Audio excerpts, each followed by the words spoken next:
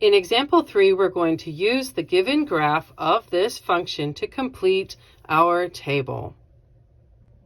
Remembering from the introduction that our horizontal axis at the bottom of the graph is our x-axis, with our vertical axis here on the left is our y-axis.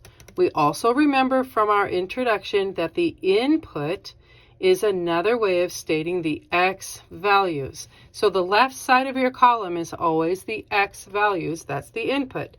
Thusly, the right side of your table, your right column, the output, those are going to be your y values. So the purpose of looking at the rows of the table that are already complete is to help you verify that you know correctly where to look, how to read coordinate points on a graph. So let's do that. We know, sure, I need to find what's happening when I have an x value of 2, but let's make sure that we remember where to look on our graph and that we don't accidentally switch which axis is which. We need to know the x is the bottom horizontal while the y is the left vertical. So 4 and 3.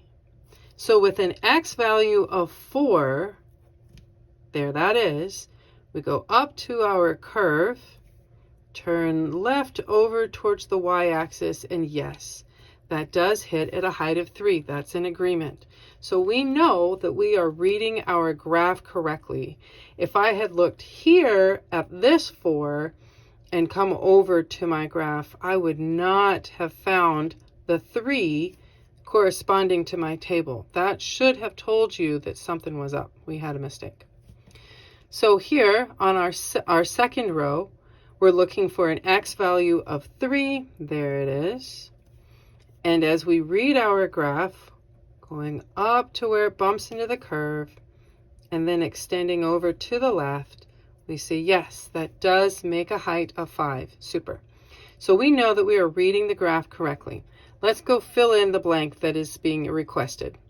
So with an x value of 2, and that is here, let's go up to where we bump into our curve. There it is. And we see that that has reached a height of 8. So where my input, my x value is 2, we see that our output, our y value is 8. And there you go.